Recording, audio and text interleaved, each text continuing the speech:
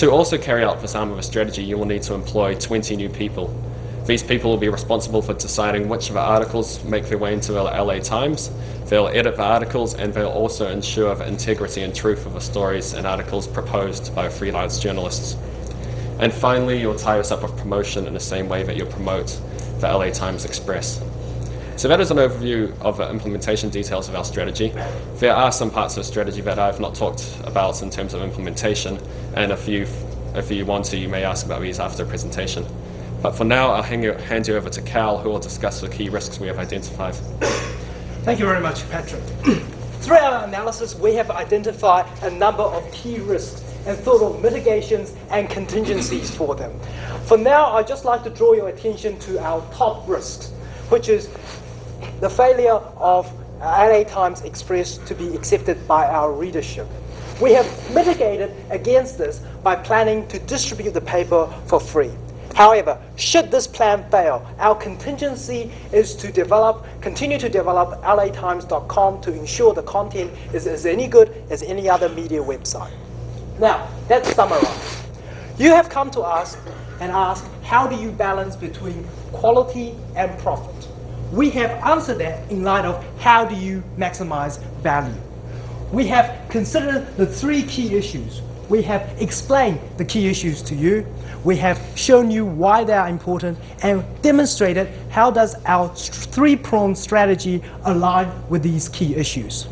So, what does the future look like for LA Times? We envision in 10 years' time when there are even more variety of channels to access news information. LA Times branded news information will be an integral part of your readers' daily information intake. Browsing over LA Times Express over a cup of coffee, in the metro or on the bus will simply become a way of life for many of your readers. They can update themselves through text message news or on Facebook. But for in-depth, award-winning journalism, they can log on to the website and get the full story. That is the model of how a newsprint business survived in the new information age. That is how we ensure that LA Times remain iconic for LA. Thank you very much.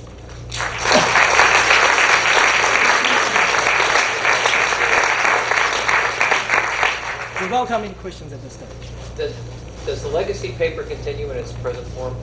Yes, it does, but we perceive, since there is a movement away from these detail-intensive, time-consuming type papers, it'll become more of a niche specialty product for people who really do enjoy that experience and do want that detailed physical product. You talk about having a Spanish version.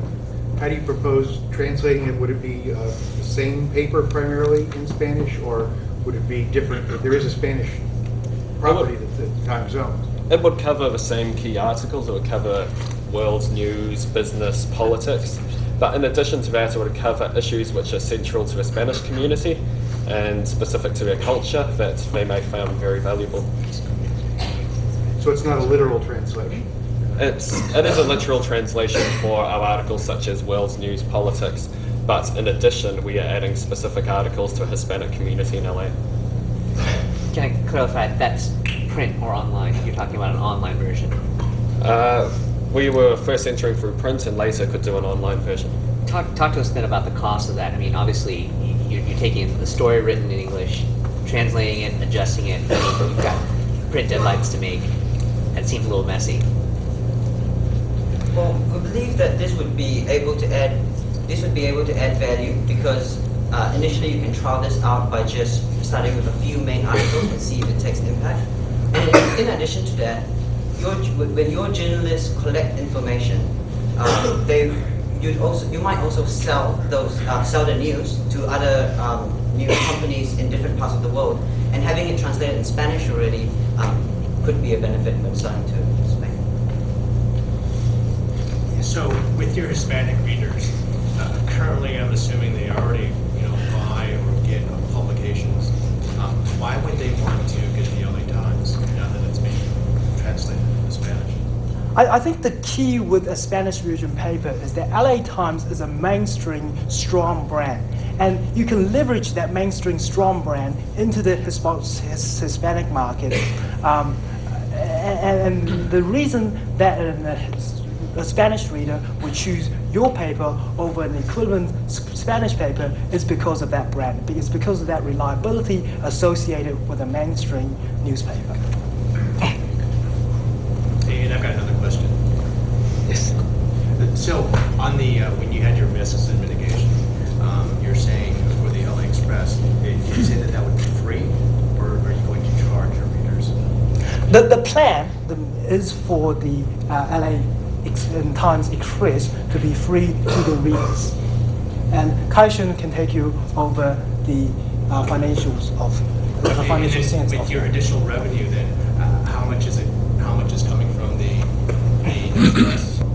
This is basically just the revenue breakdown on how much we'll be spending on the cost of the Express. Yeah. And revenues would basically just come from here. And as you can see, the annual profit and annual revenue just self-explanatory. The total additional revenue, though, you've got the Express, you've got your online fees. How much is the Express contributing to the total? This is just the Express arm. This is So, LA 1.7. Express. Yeah, it was built up based on the population and the number adopted by the Express, and it's in addition to what you currently operate at. Yeah. Do you think this will cannibalize any of the regular paper sales? Yes, we do think so. As you can see in the part of adapting SMS and Facebook, what we have forecasted is that the sales growth is only going to grow by 0.5 by doing this strategy, and the reason for that is because we also anticipate cannibalization of existing paper sales. However, this is inevitable. Society is changing, and you just have to move with it if you want to stay in the game. You mentioned SMS, but you didn't go any further with mobile access and mobile advertising, etc. Do you have any plans in that area that we should know about? Well, this is basically the pilot program to pilot the SMS program, and based on the uptake of SMS and how viable that is and how functional that is for adding value to customers, we will pursue further initiatives based on that pilot program. So basically getting the LA Times into the mobile to begin with is the first arm of the strategy, and that should base you and give you a solid grounding to move forward into the future for continuous expansion on that arm.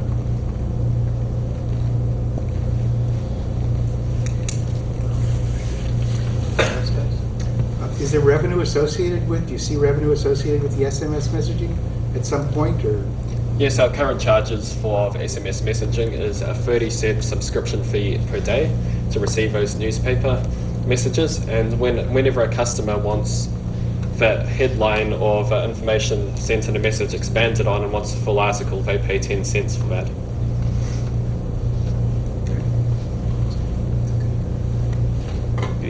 Thank you very much.